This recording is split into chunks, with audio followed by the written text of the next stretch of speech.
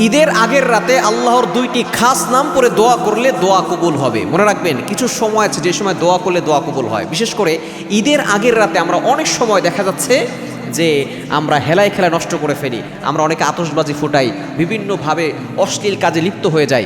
ঈদের আগের রাত হচ্ছে এমন একটা রাত যে রাতে দোয়া করলে দোয়া কবুল হয়। কিছু রাত আছে, বিশেষ করে কদরের রাত, শবে বরাতের রাত, এরপরে জুমার রাত, ঈদের রাত, দুই ঈদের রাতে দোয়া করলে দোয়া কবুল হয়। রাসূল সাল্লাল্লাহু আলাইহি ওয়াসাল্লাম নিচে বলে দিয়েছেন এই দোয়া ফিরিয়ে দেওয়া হয় না। সুতরাং এই সময় আপনি আল্লাহর কাছে দোয়া করবেন। ঈদের আগের রাতে বিশেষ করে তাহাজ্জুদ নামাজ পড়ার চেষ্টা করবেন। তবে দুঃখজনক হলো সত্য, আমরা ঈদের আগের রাতে তাহাজ্জুদ নামাজ পড়ি না। আমরা অনেকে ফজরের নামাজও পড়ি না, ঈদগাহে ঈদের নামাজ পড়তে যাই। অনেকে মনে করে ঈদের নামাজ না পড়ে এই ঈদের নামাজ পড়লে ফজরের নামাজ আদায় হয়ে যাবে। এটা একটা ভুল ধারণা। আমাদেরকে সচেতন থাকতে হবে। তাহাজ্জুদ নামাজ পড়বেন এবং আল্লাহ দুইটা খাস নাম পড়ে দোয়া করবেন। দুইটা খাস নাম হচ্ছে ইয়া হাইয়ু ইয়া কাইয়ুম। এই দুইটা নাম হচ্ছে ইসমে আজম।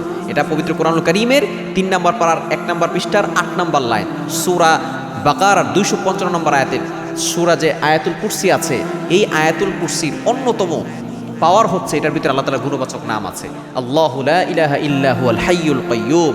সুতরাং ইয়া হাইয়ু ইয়া কাইয়ুম, ইয়া হাইয়ু ইয়া কাইয়ুম, এটা আপনি 3 বার পরে আপনি আল্লাহর কাছে দোয়া করবেন। আগে পরে দুরূদ শরীফ পড়ে নেবেন, দেখবেন আল্লাহ পাক রব্বুল আলামিন আপনার সকল দোয়াগুলো কবুল করে নেবেন।